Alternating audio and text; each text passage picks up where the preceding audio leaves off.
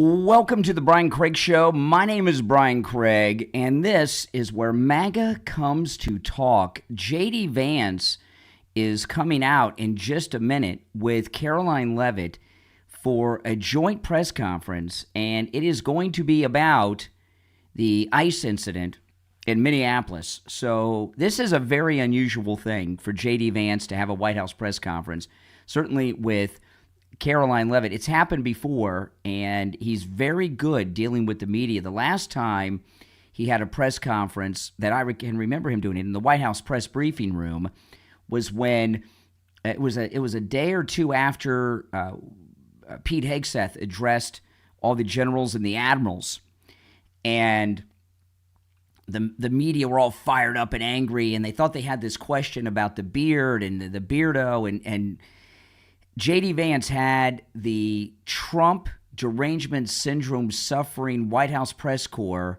eating out of his hand and laughing at his jokes. So this is a pretty serious thing that's going on today with the ICE incident in Minneapolis.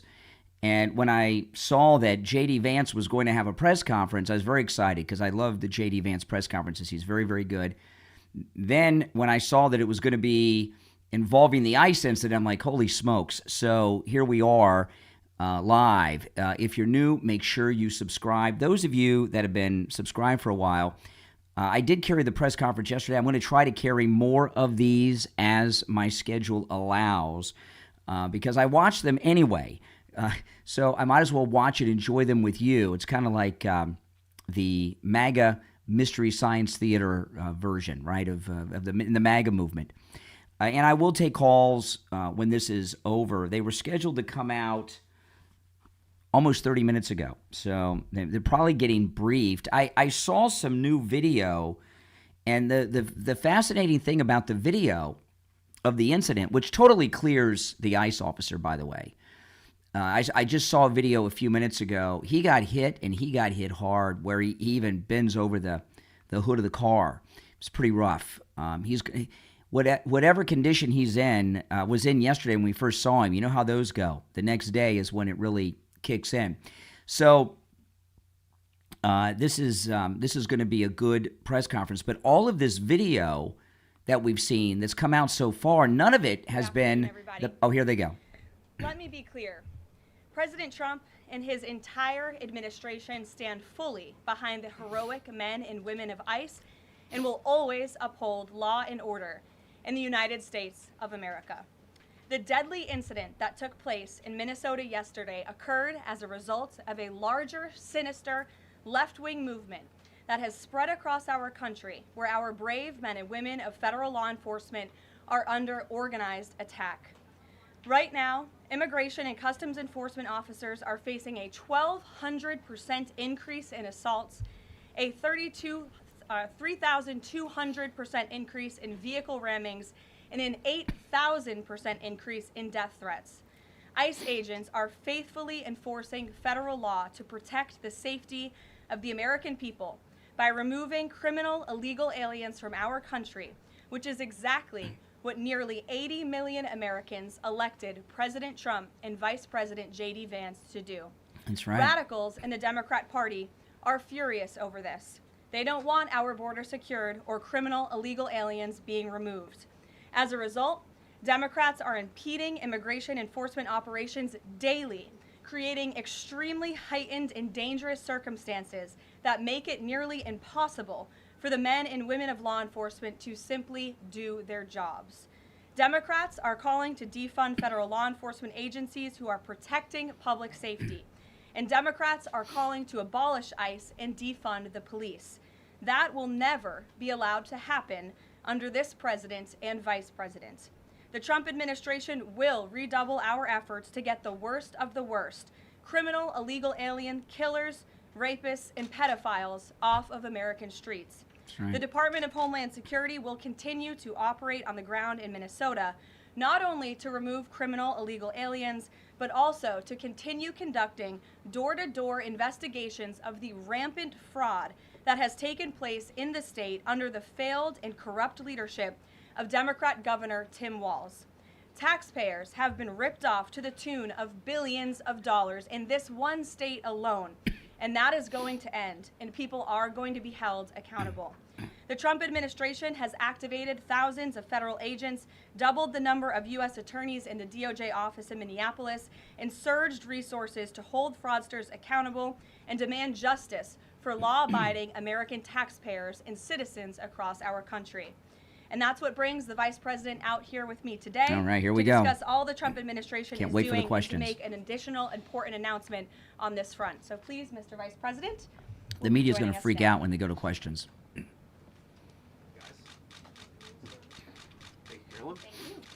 Great. Well, good afternoon, everybody. And I want to echo some of what Carolyn said about what we're doing to combat the rampant fraud that exists in our immigration system, thanks to failed politicians and thanks to people who allowed the American taxpayer to be taken advantage of for far too long. I think it's important to understand why this matters to the American people. I am a father of 3 young kids, a lot of people in my generation. What is that going on there? Is that normal? Okay. CNN installed this broken camera just to throw me off my game, but it's not going to work. That click is CNN's camera. Here's the simple fact here. If you're a young parent struggling to afford childcare in the United States of America, there are programs that we have to make it easier for your kids to get in daycare, for your kids to get in preschool. Those programs should go to American citizens, not be defrauded by Somali immigrants and others. Make it hard for you to get the access to the resources you need. But number 2, making it easier for people who shouldn't even be in this country to fleece the United States and our taxpayers to begin with. We have actually activated a major interagency task force to make it possible to get to the heart of this fraud. We have Department of Agriculture resources that are focused on SNAP fraud so that people who need food benefits can get them, but illegal aliens and other fraudsters don't. We have over 1,500 subpoenas that the Department of Justice has issued to get to the heart of the fraud ring. We've done almost 100 indictments, mostly Somali immigrants, but also a few others. And of course, we're looking in with broad investigatory authority to a number of the instances of wrongdoing that we've seen in Minneapolis. But we also want to expand this. We know that the fraud isn't just happening in Minneapolis, it's also happening in states like Ohio. It's happening in states like California. And so what we're doing in order to help coordinate this remarkable interagency effort from the Trump administration, but also to make sure that we prosecute the bad guys and do it as swiftly and efficiently as possible, is we are creating a new Assistant Attorney General position who will have nationwide jurisdiction over the issue of fraud. Now, of course, that person's efforts will start and focus primarily in Minnesota, but it is going to be a nationwide effort because, unfortunately, the American people have been defrauded in a very nationwide way. I want to thank a couple of people for their cooperation, in particular Pam Bondi, our Attorney General, first of all, for getting a lot of resources to Minneapolis to start to investigate and prosecute this fraud, really at an industrial scale. We've never seen fraud like this in the history of our country. Pam has been doing a great job to get the resources there to uncover it, but importantly, creating a job like this often takes months, sometimes even longer. When we realized that we needed this Associate Attorney General position, Pam got this person up and running in about a week. We're going to make the nomination hopefully in the next few days. We'll obviously let you guys know who that is when we do it.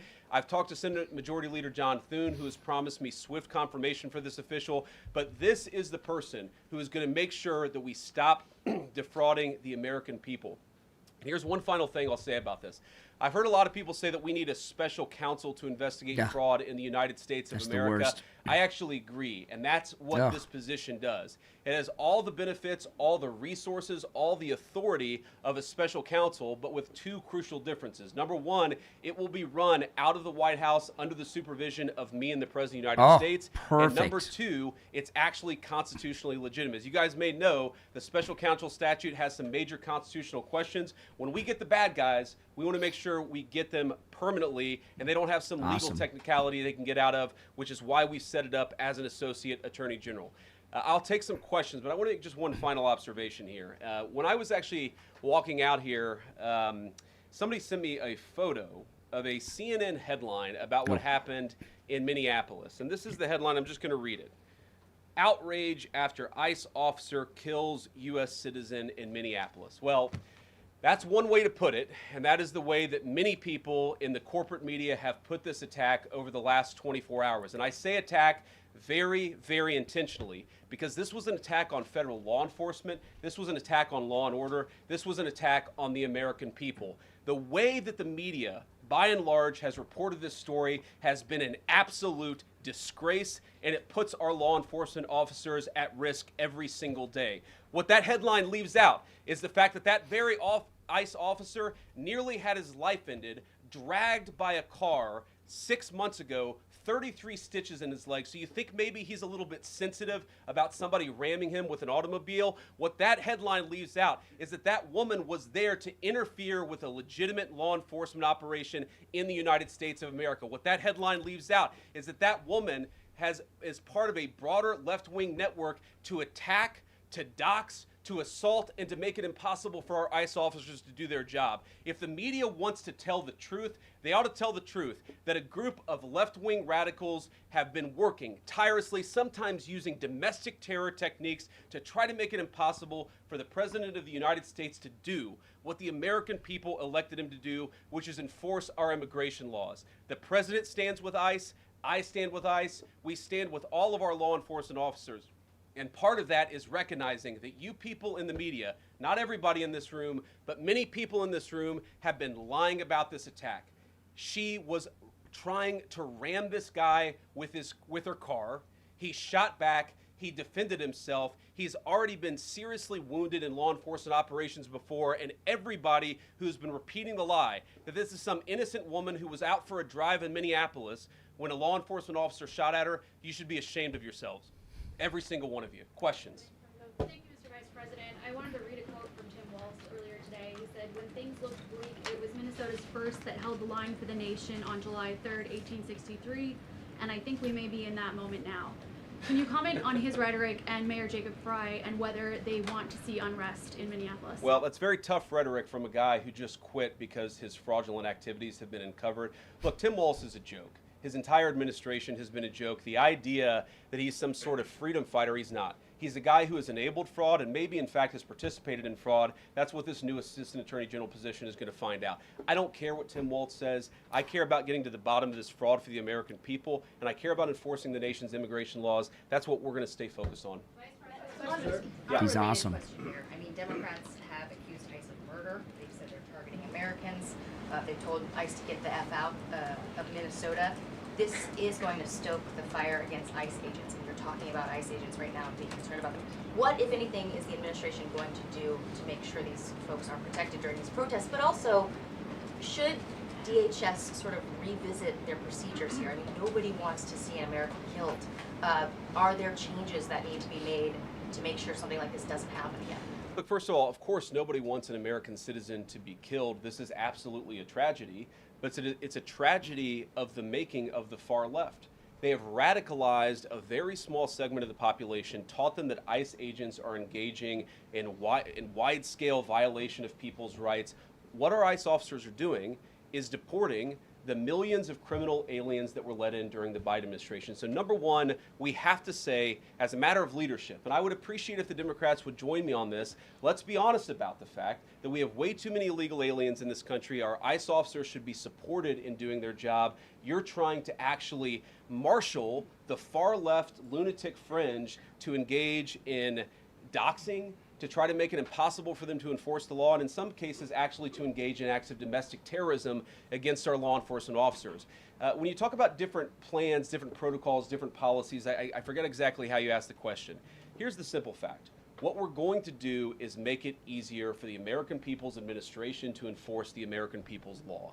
And that means that Democrats have to stop rallying the mob against legitimate law enforcement operations, and that means that we are going to get tougher, and that's what this AAG position is about. We're going to get tougher at the people who are defrauding the United States by inciting violence against our law enforcement officers. That's one of the things that we're going to do. We've already started that work at the Department of Justice, but we're going to keep on doing it, and this new AAG position is going to kick that into high gear. Vice President Vance, you just suggested that this woman who was killed, Renee Good, is part of a broader left-wing network. Who do you think is behind this broader left-wing network? Well, it's one of the things we're going to have to figure out, but here's the way that I put it. When somebody throws a brick at an ICE agent, or somebody tries to run over an ICE agent, who paid for the brick? And who told protesters to show up and engage in violent activity against our law enforcement officers? You see, just with this most recent terrible incident in Minneapolis, you see friends of this woman's or other people who are eyewitnesses saying basically that she was there to engage in obstruction of a legitimate law enforcement operation. How did she get there? How did she learn about this? There's an entire network, and frankly, some of the media are participating in it, that is trying to incite violence against our law enforcement officers. It's ridiculous, it's preposterous, and part of our investigatory work is getting to the bottom of it. Who's funding it? Who's supporting it? Who's cheerleading it? And of course, if there's illegal activity related to that, we're going to get to the bottom of that and prosecute it where we can. Mr. Vice President, thank you for taking questions today. Is there a risk with you describing her as a deranged leftist, talking about very specific facts of these events, when an investigation is just beginning? Are you preempting? I'm sure they'd like him not to talk about it. Of course they would, so they can craft a narrative. That's what they're upset about. They can't craft a narrative because the Trump administration are telling us what happened. Her specific acts that has informed your point of view? Well, first of all, the Department of Justice is going to investigate this. The Department of Homeland Security is already investigating this. But the simple fact is, what you see is what you get in this case. You have a woman who is trying to obstruct a legitimate law enforcement operation. Nobody debates that.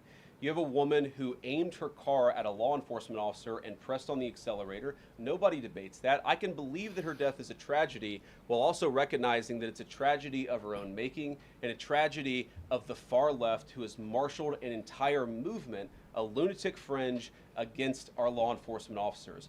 I think what is clearly happening here, and it's going to keep on happening unless the Democrats wake up and say, you know what, you don't have to agree with our immigration policies. You don't have to agree with what the president or the vice president believe about immigration enforcement, but why don't you take this to the ballot box? Why don't you vote? Why don't you organize? Instead, what some of them are doing is encouraging people to get violent with our law enforcement officials. It's disgraceful, and it's got to stop. Just to follow up on that question, and again, thank you for taking questions, Mr. Vice President. There's clearly a lot of emotion in Minnesota, across the country, over this incident. You're calling Renee Good a deranged leftist. There's been heated rhetoric that we've also heard from officials.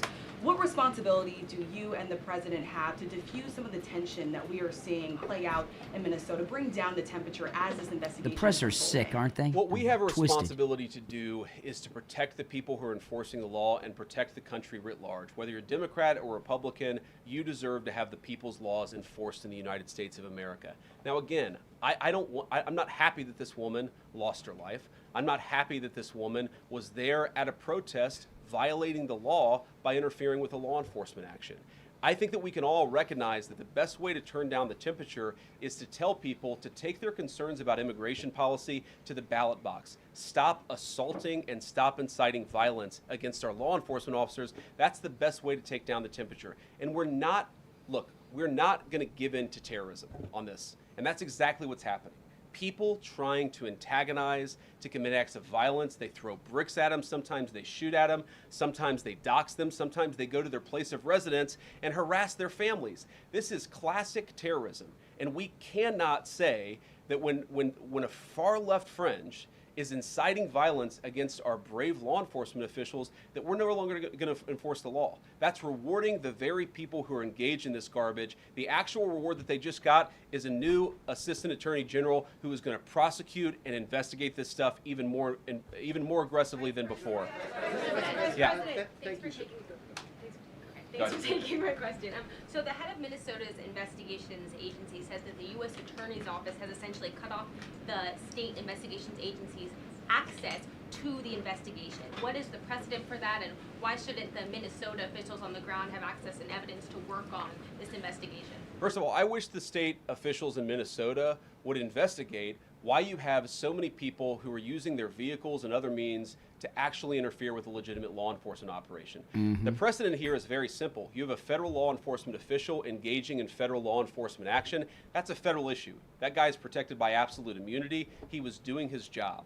The idea that Tim Walz and a bunch of radicals in Minneapolis are going to go after and make this guy's life miserable because he was doing the job that he was asked to do is preposterous. The unprecedented thing is the idea that a local official can actually prosecute a federal official with absolute immunity. I've never seen anything like that. It would get tossed out by a judge. So what I'd like Minnesota to focus on is the real issue that they're encouraging people. Minneapolis officials are encouraging people to commit violence against ICE officials. It's ridiculous. It's got to stop. Go ahead. Mr. President, thank you. You said earlier that there's a left-wing network to attack, to dox, to assault, and make it impossible for ICE officers to do their job. You told my colleague just now that there's an investigation going on into that network. Yep. So if everything that you say is true, how does being part of that network justify being shot? What an Well, being a-hole. part of the network doesn't justify being shot, but ramming an ICE officer with your car, that's what justifies being shot. It's not a good thing, by the way, but when you force somebody to engage in self-defense, it's almost a preposterous question. I'm not saying that funding some of this stuff justifies capital punishment. Nobody would suggest that.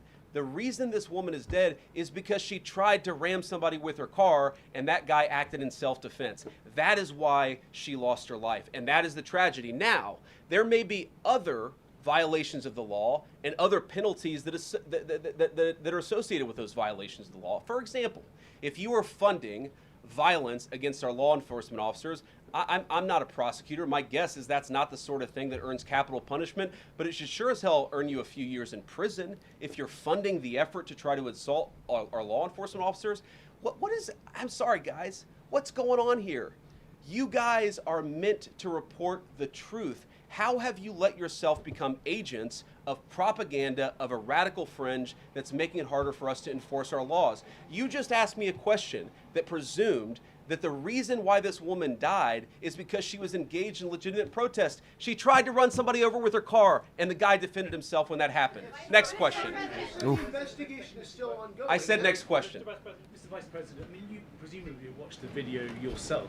There's not the slightest love doubt this in guy. your mind, having viewed it, that the victim, you still believe that she deliberately. We don't tried need to some ram red him coat telling our vice president how to do things. Look, I don't know what is in a person's heart or in a person's head, and obviously we're not going to get the chance to ask this woman what was going on. What I am certain of is that she violated the law.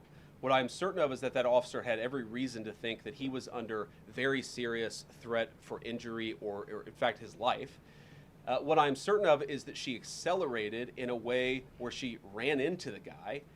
I don't know what was in her heart and what was in her head, but I know that she violated the law, and I know that officer was acting in self-defense. It raises an interesting point, though. Look, if people want to say that we should have a legitimate debate about, you know, what was she really doing, right? Was she panicking when she drove into this officer, or was she actually trying to ram him?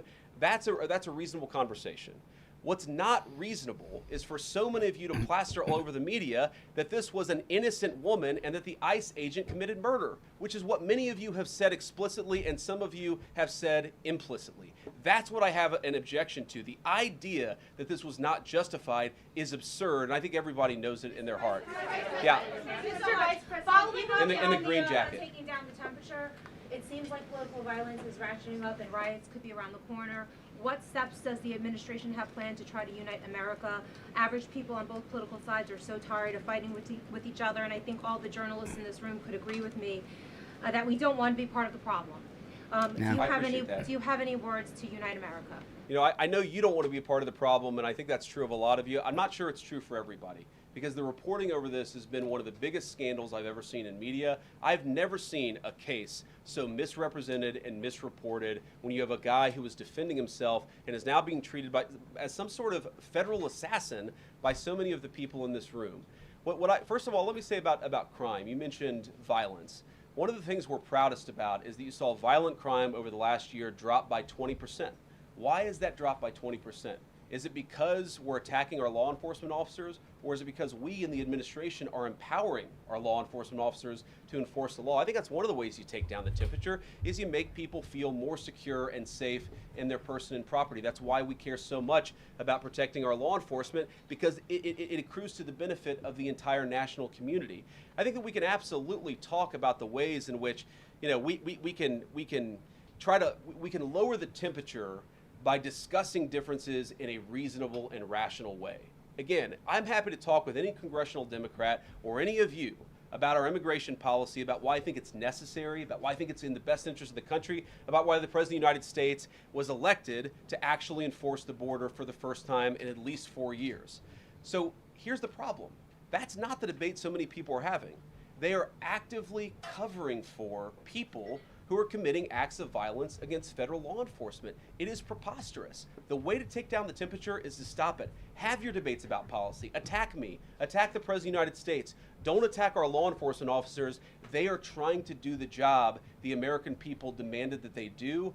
They are not policy actors.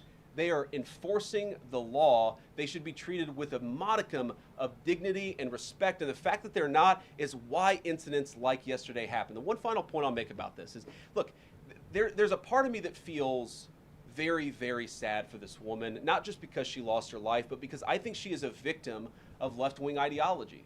What young mother shows up and decides they're going to throw their car in front of ICE officers who are enforcing legitimate law? You've got to be a little brainwashed to get to that point to where you're willing, not just to protest, that's fine, not peacefully protest, but throw your vehicle in front of legitimate law enforcement officers and drive your car into them.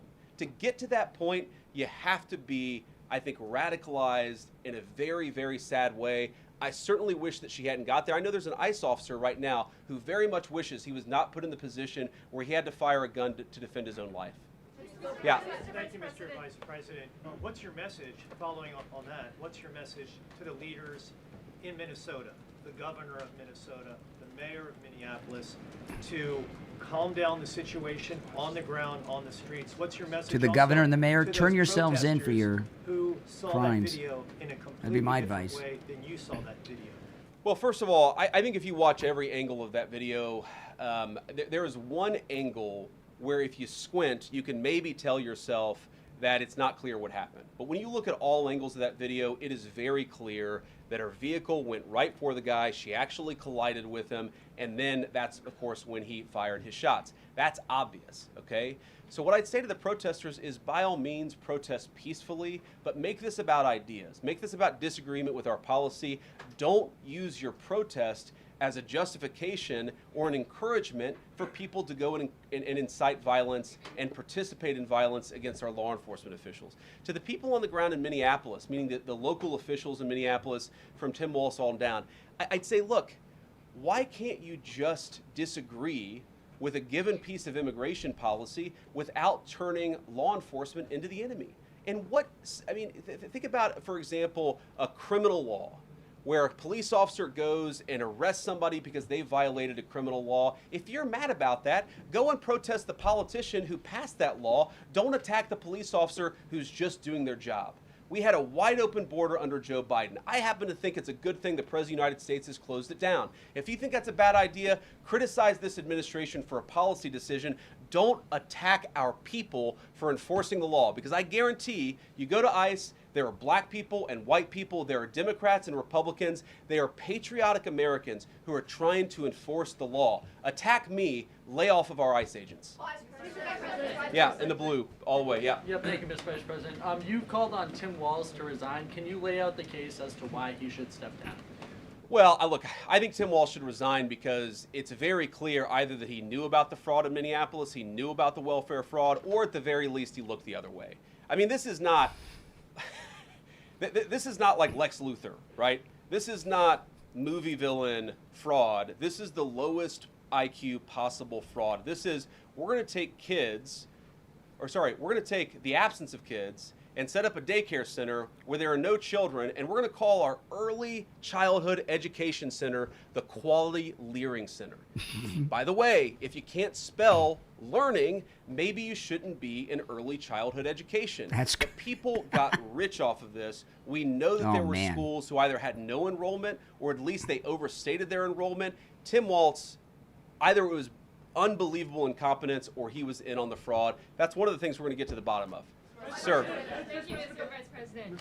Can you explain the difference between this Associate Attorney General and a special counsel? And do you envision this being a permanent position or having more of a limited scope?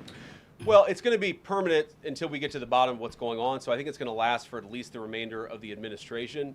What's different about it from a special counsel is, if you remember, the Jack Smith case where the special counsel was found unconstitutional, one of the big issues there is that that person was not an appointed person, completely aside from all the other issues that the person was a lunatic and that the case had no merit. There was a fundamental constitutional issue, which is that he had not been appointed by the president and he had not been confirmed by the United States Senate. An assistant attorney general, what that's going to allow us to do is appoint this person, have them confirmed by the Senate. That's one difference. The more substantive difference is that this person is going to be part of a very broad interagency White House that's being led from the President of the United States on down. And that's going to give him the resources, the access to material and information to make this person more effective. I think a lot of people have asked, how are you really going to get to the heart of the fraud? We've been asking ourselves that question for the past couple of months, and we think this is the critical piece at the Department of Justice to really ramp this fraud investigation into high gear.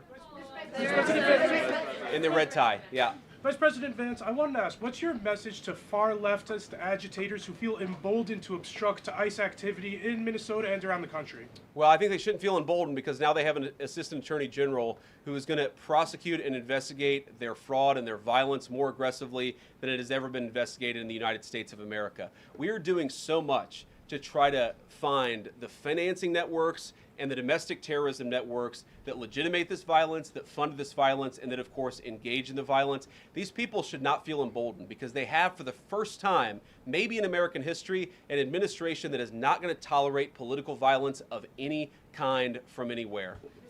Yeah. We loud clear today that the entire weight of the federal government is behind these ICE agents and this ICE agent in particular.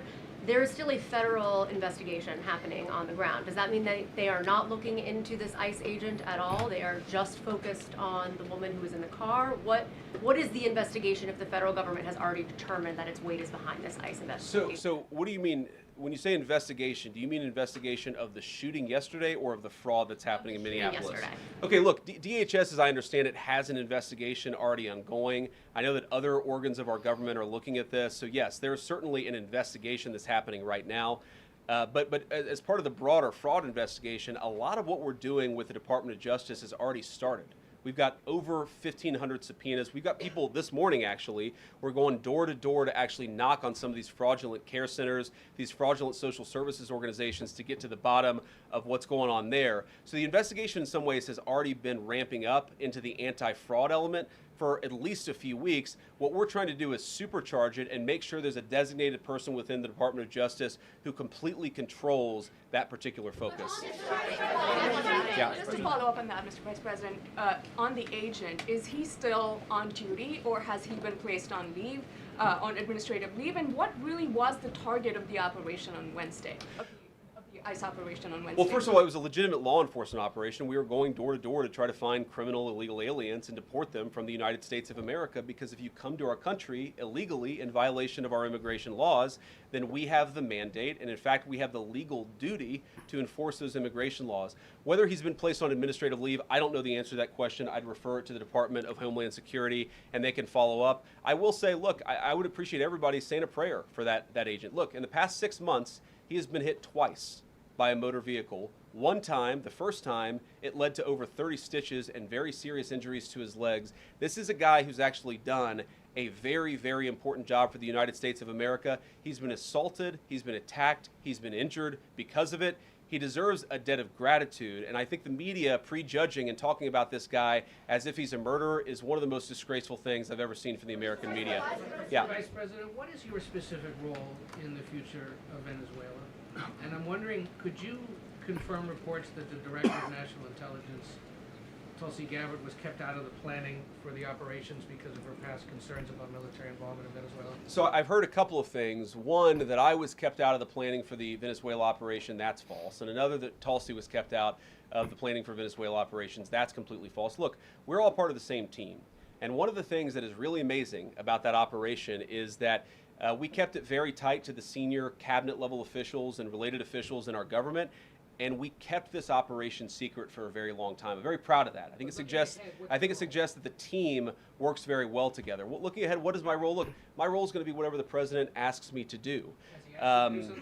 Well, every single, or I should say every other day, I'm chairing the meeting that we do on this among White House principals to talk about next steps to try to ensure that Venezuela is stable, and as the president has directed us to do, to ensure that the new Venezuelan government actually listens to the United States and does what the United States needs it to do under our country's best interest. So I'm going to be as involved as the president wants me to be. So far, that's been very involved, and I'll keep on doing that so long as the president asks me to do it. In the purple.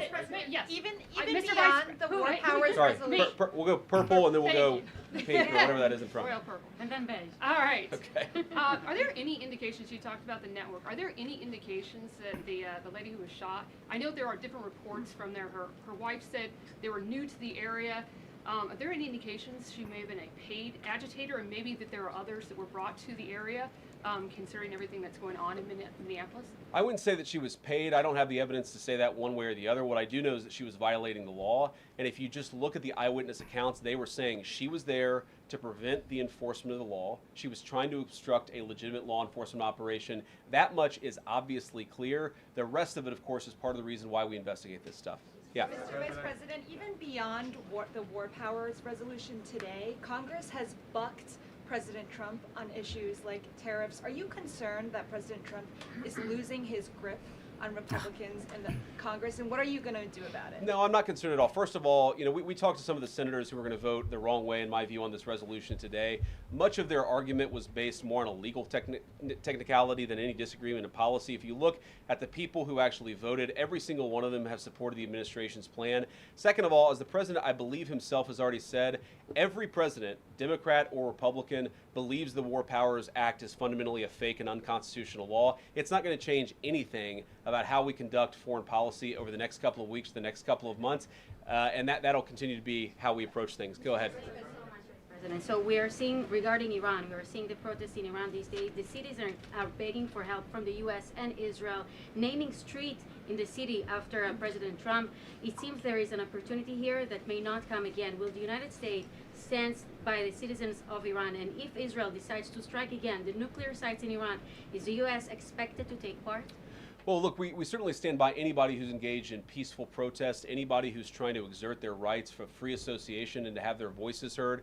Obviously, the Iranian regime has a lot of problems, and as the President of the United States has said, the smartest thing for them to have done, it was true 2 months ago, it's true today, is for them to actually have a real negotiation with the United States about what we need to see when it comes to their nuclear program. I'll let the President speak to what we're going to do in the future, but we certainly stand with anybody across the world, including the Iranian people who are advocating for their rights. I'll take just a couple more questions. Yeah, go ahead. Thank you very much, Mr. Vice President.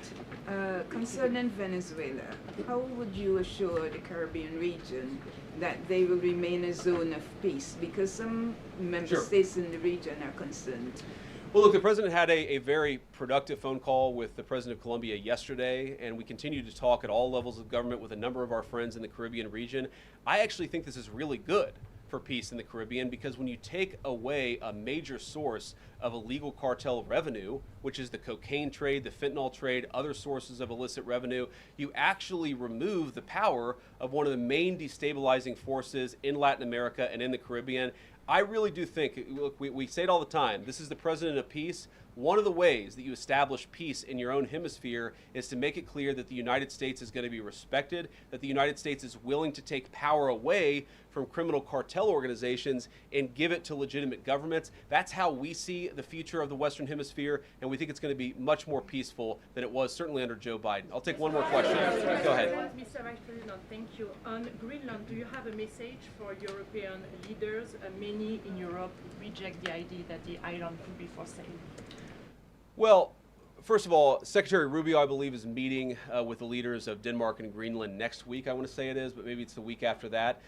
We'll continue to deliver some of these messages in private, some of them in public. But I guess my advice to European leaders and anybody else would be to take the President of the United States seriously. What has he said about Greenland? Set to the side the crazy overreactions that I've seen from the press and from certain people in Europe. What has the President said? Number one, Greenland is really important, not just to America's missile defense, but to the world's missile defense. Number two, we know that there are hostile adversaries that have shown a lot of interest in that particular territory, that particular slice of the world. So what we're asking our European friends to do is to take the security of that landmass more seriously, because if they're not, the United States is going to have to do something about it. What that is, I'll leave that to the President as we continue to engage in diplomacy with our European friends and everybody on this particular topic. And again, thank you all for listening. Thanks for taking questions. And I just ask you, look, this is politics, and often Republicans and get in arguments with the press about things, and I understand that.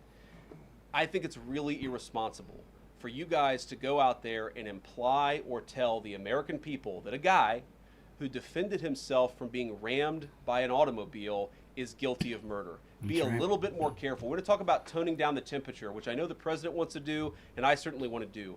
One of the ways we tone down the temperature is to have a media that tells the truth. I encourage you all to do that. God bless you. Happy New Year, guys. Well, that was pretty good. Okay, I guess Caroline Leavitt's not coming back out. Oh, my goodness. I mean, he is, that's our second MAGA president. He's very good, isn't he? Oh, my goodness. I mean, he just filleted them, and things are looking good for the MAGA movement. All right, listen, if you're new to the channel, make sure you subscribe. My name's Brian. This is where MAGA comes to talk. Those of you that are already subscribed and watch regularly, I am going to try to carry, as my schedule allows, as many of these press events as I can here on the channel. So make sure you got the notification bell clicked so when I come on for one of those. And I will be back later with a podcast today here live on the channel. So click that notification bell, and I'll see you then. Thanks for watching, everyone. I'm Brian Craig. This is where MAGA comes to talk. See you in a bit.